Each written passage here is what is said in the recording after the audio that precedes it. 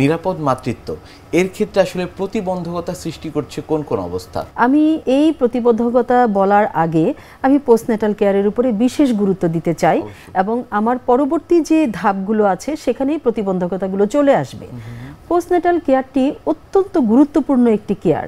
আমাদের মধ্যে একটি ধারণা আছে, ইভেন আমরা যারা হেলথ কেয়ার প্রোভাইডার যারা, আমাদের মধ্যেও একটি শিথিলতা চলে আসে। একটি সফল ডেলিভারির পর আসলে আমরা খুব রিল্যাক্স হয়ে যাই। আমরা মনে করি যে ডেলিভারি হয়ে গেছে, আমার দায়িত্ব শেষ, মা শিশু ভালো থাকবে।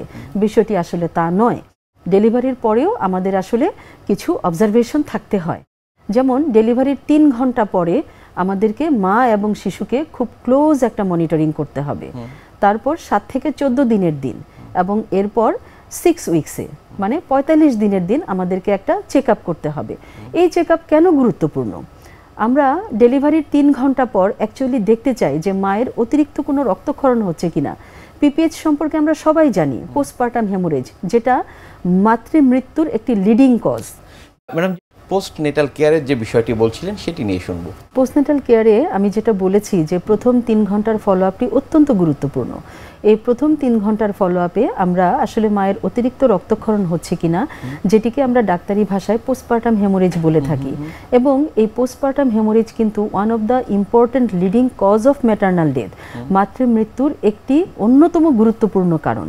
এবং এটি যদি আমরা সঠিক সময়ে অ্যাড্রেস করতে পারি এবং চিকিৎসা দিতে পারি, তাহলে মাতৃমৃত্যুর হার অনেক অংশে কমিয়ে আনা সম্ভব। এছাড়াও পোস্টনেটাল কেয়ারে আমরা শিশুর সার্বিক অবস্থা সম্পর্কে খোঁজ নিই, বাচ্চা ঠিকমতো খাচ্ছে কিনা, বাচ্চার ইউরিন ঠিকমতো হচ্ছে কিনা, বাচ্চার নাভিটি সুস্থ আছে কিনা, বাচ্চার জ্বর আছে কিনা, শ্বাসকষ্ট হচ্ছে কিনা এবং বাচ্চা ঠিকমতো মায়ের দুধ পাচ্ছে কিনা। আর পোস্টনেটাল কেয়ারে মায়ের ব্যাপারে আমরা আরেকটি গুরুত্বপূর্ণ বিষয়ে খোঁজ রাখি এবং আমরা ফলো আপে রাখি, মা ঠিকমতো ব্রেস্ট ফিডিং করাতে পারছেন কিনা। আপনারা জানেন যে ব্রেস্ট ফিডিং হচ্ছে শিশুর জন্য অত্যন্ত গুরুত্বপূর্ণ এবং একমাত্র পুষ্টি নিশ্চিত করার একটি মাধ্যম। এবং এক্সক্লুসিভ ব্রেস্ট ফিডিং আমরা বলি যে 6 মাস পর্যন্ত, 1 ফোঁটা পানিও তখন নয়। এবং এই জিনিসটি আমাদের প্রান্তিক জনগোষ্ঠী যারা আছেন এবং আমাদের সমাজে এই অ্যাওয়ারনেসগুলো ছড়িয়ে দিতে হবে।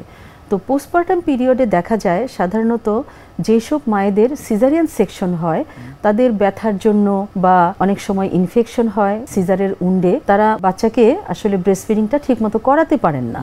এবং অনেক সময় দেখা যায় যে ব্রেস্ট ফিডিং করানোর সময় বিভিন্ন ধরনের জটিলতা তৈরি হয়। তো এই জটিলতাগুলো যদি আমরা প্রাথমিক পর্যায়ে আইডেন্টিফাই করতে পারি এবং তার সমাধান আমরা দিতে পারি, তাহলে কিন্তু মা নিরবচ্ছিন্নভাবে তার শিশুকে বুকের দুধ খাওয়াতে পারছে এবং শিশুর পুষ্টি নিশ্চিত হচ্ছে এবং শিশু ডায়রিয়া, শ্বাসকষ্ট এই ধরনের রোগগুলো থেকে সে মুক্তি পাচ্ছে। পোস্টনেটাল কেয়ারের পর আরেকটি গুরুত্বপূর্ণ বিষয় হচ্ছে ফ্যামিলি প্ল্যানিং সার্ভিসেস। আমরা তো বলেছি যে 45 ডেসে আমরা মা এবং শিশুকে একটা ফলো আপ দিব অ্যাজ এ পোস্টনেটাল কেয়ার। এবং ওই সময় কিন্তু মাকে ফ্যামিলি প্ল্যানিং সম্পর্কে বলে দিতে হবে যেন তার অনাকাঙ্ক্ষিত কোনো গর্ভ এখন না হয়। নিশ্চয়ই আমরা ফ্যামিলি প্ল্যানিং এর এই বিষয়গুলো নিয়ে শুনবো, তবে তার আগে আমাদের এই অনুষ্ঠানের একটি নিয়মিত সেগমেন্ট হচ্ছে বিভিন্ন খাদ্যের পুষ্টি গুণাগুণ সম্পর্কে আমাদের দর্শকদের জানিয়ে দেওয়া।